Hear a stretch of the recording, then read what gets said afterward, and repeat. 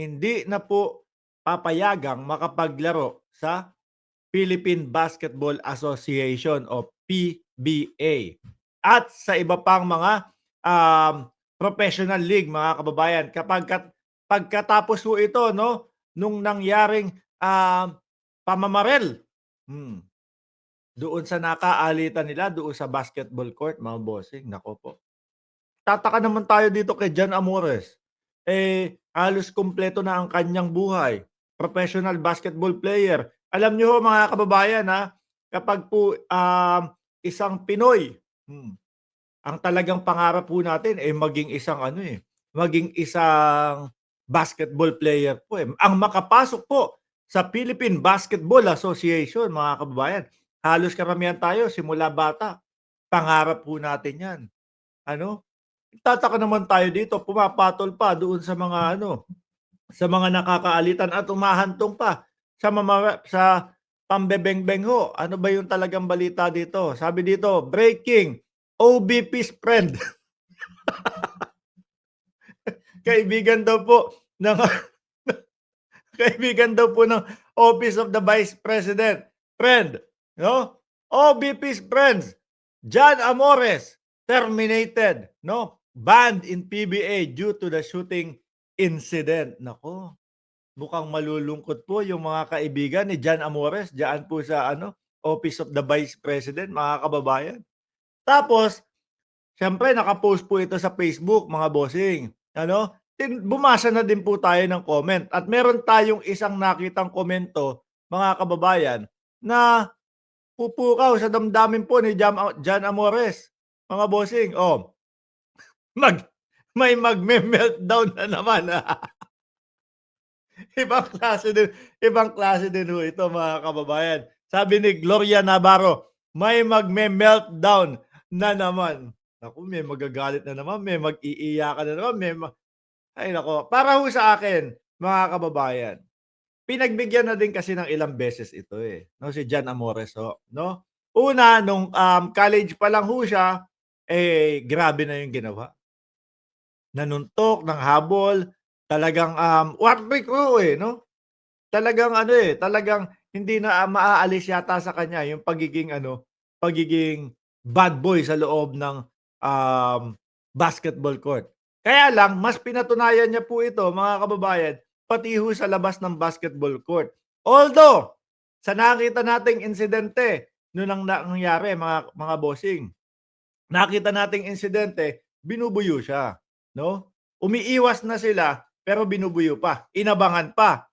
Kaya lang ho, mga kababayan, hindi na ho dapat umaabot sa mga gano'ng kung pinakamalalang mangyari na lang ho siguro, mga kababayan, kung papatol talaga siya, yung suntukan na lang, a mano-a-mano, 'di ba? Hindi na umaabot dapat doon sa bengbengan, hindi na yung sa, reresbakan mo tapos may dala kang bengbeng, hindi na ho dapat, 'di ho ba? Speaking of magme-meltdown naman po, sino ba yung sinasabi nito na magme-meltdown na naman? Ang huli kong napanood, si BP Sara, 'no? Si BP Sara yung huli kong nag-meltdown nung siya po ay nandoon sa loob ng, Congress, mga kababayan. Yung kasama niya po si Zulaika Lopez, yun meltdown po talaga siya. Sabi nung iba, ang pag-ibig ng Vice Presidente sa kanyang, Chief of Staff ay aabot hanggang sa tumegi ng mga tao. Dahil nga doon din po, mga kababayan, nabanggit ng ating Vice Presidente na merong pagpapategi sa Pangulo, sa asawa ng Pangulo at kay Martin Romualdez ho, mga bossing.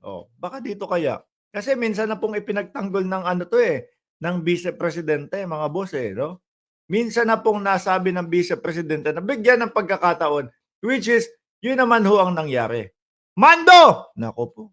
Minsan kinakabahan ako dito kay Mando Kapagka yung hindi natin naisa-shoutout, nagtatampo Mando, number 16, Boss Mark Ramos, andito ako para sa iyo, boss. Ayos ba? Oo naman. Sabi ni Shiro Kansaki, beng-bengan pa more. 'Di ba?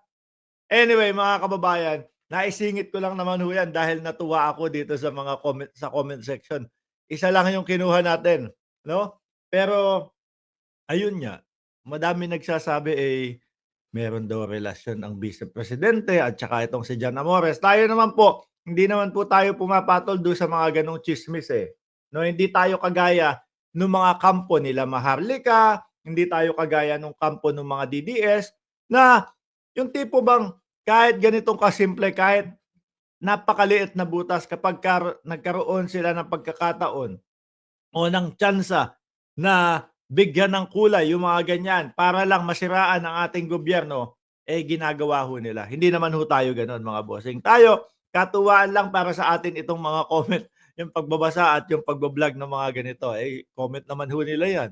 Binabasa lang namin. Oh, sabi ni unofficial BBM News, breaking, OBP's friend. Oh. Anyway,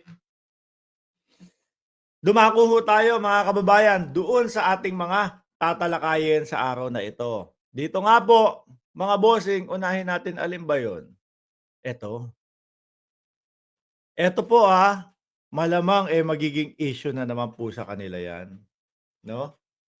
Malamang sasabihin na naman po mga bossing na, naku, yang walang gutom kitchen nila, 'no?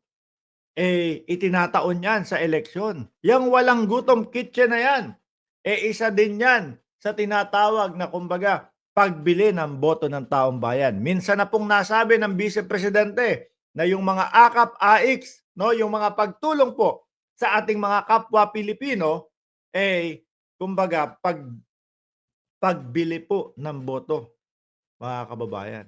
So ngayon, etong walang gutom kitchen mga boss, naghahanap po sila ng mga voluntaryong tao, 'no, or donations. Sabi 'no, DSWD, ayan. Napakaganda ho, mga bossing. Kumpleto, kumpleto, ayan 'no, with sombrero, with yung uniform, et cetera. Alam niyo pong malinis na malinis, 'no? Baka sabihin naman ng mga DDS, ginagawa lang yang mga yan, pakitang tao lang yang mga yan, 'no, para makakuha ng boto sa susunod na eleksyon. Sa'kin naman ho, ginawa naman din ho nila yan mga kababayan, nung sila po ay nanunungkulan, 'no? At tayo po, hindi tayo namumulitika, mga bossing, sa mga ganyan. Hindi yung, "Oh, si Duterte ginawa lang niya naman yung mga Duterte kitchen niya kasi gustong manatili sa posisyon para sabihin ng taong bayan concerned siya sa taong bayan." Hindi po.